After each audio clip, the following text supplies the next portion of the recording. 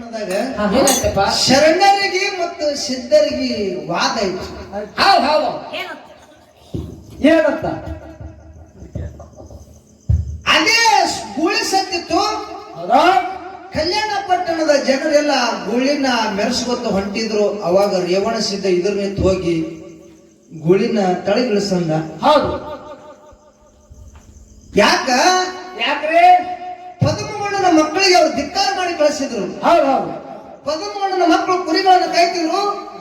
ಆ ಕುರಿಗಳು ದಿನ ಸಾಯ್ತಿದ್ವು.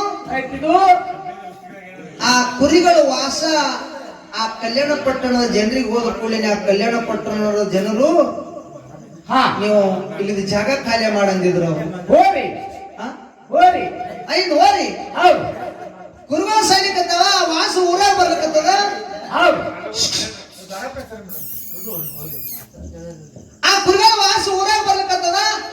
ಇಲ್ಲಿಂದ ಕುರುಗಳ ಹುಡ್ಕೊಂಡು ಹೋಗಿ ಅಂತೇಳಿ ಅವ್ರಿಗೆ ಅವಮಾನ ಮಾಡಿ ಕಳಿಸಿದ್ರು ಕಲ್ಯಾಣ ಪಟ್ಟಣದ ಜನರು. ಅವಾಗ ರೇವಣ ಸಿದ್ಧ ಗೊತ್ತಾಯ್ತು. ರೇವಣ ಸಿದ್ಧ ಕಲ್ಯಾಣ ಪಟ್ಟಣಕ್ಕೆ ಹೋಗಿ ಅದೇ ಗೂಳಿನ ಮೆರೆಸ್ಕೊತ್ತು ಬಣ್ಣದ ಅಕ್ಷಿ ಒಳಗ್ ಹೊಂಟಿದ್ರು. ಹೌದಾ?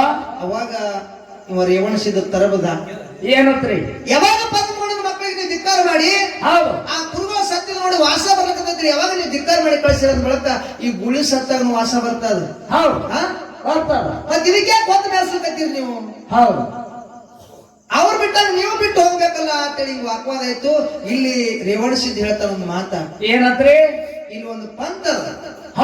ಏನ್ ಪಂಥ ಅಂತ ಕೇಳಿದ್ರ ಏನ್ರಿ? ಸತ್ತಿರ್ತಕ್ಕಂತ ಗೂಳಿಗೆ ನೀವು ಎಬ್ಬಿಸ್ಬೇಕಂತ ಹೇಳ್ದ. ನೀವು ಎಬ್ಬಿಸಿದ್ರೆ ನಮ್ಮ ಗಡಿ ಆಗ್ತೀರಿ. ನಾನು ಸತ್ತಿರ್ತಕ್ಕಂತ ಟಗರಿಗೆ ಜೀವ ಮಾಡ್ತೀನಿ ಅಂದ್ರೆ ರೇವಣ ಸಿದ್ಧ. ಹೌದು. ಯಾರ ಕೈಲಿ ಜೀವ ಮಾಡಿಸ್ತಾನ? ಯಾರು? ಎದರದಿಂದ ಜೀವ ಮಾಡಿಸ್ತಾನ? ಇದ್ರಾಗ ಮುಂದೆ ಬರ್ತವ. ಇದ್ರಾಗ ಬರ್ತಾವ. ಬಾ ಅಂತ ಬರ್ತೇನೆ. ಏ ಸತ್ಯ ಶರಣರು ನಿತ್ಯ ನೋಡ್ತಾರ ಗುರವಿನ ಕಾಡಿ.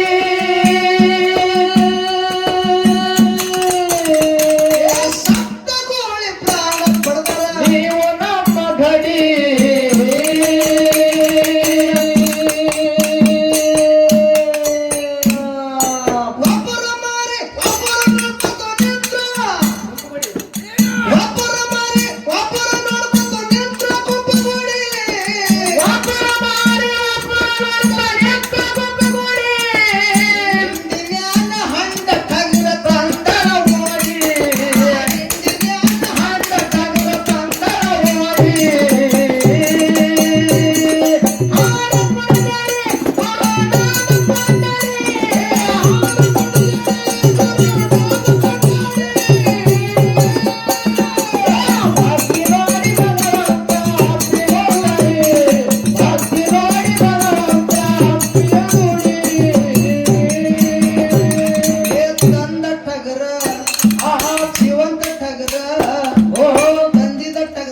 ಒಂದು ಹಾಕ್ಯಾರ ಎಲ್ಲರೂ ಕೂಡಿ.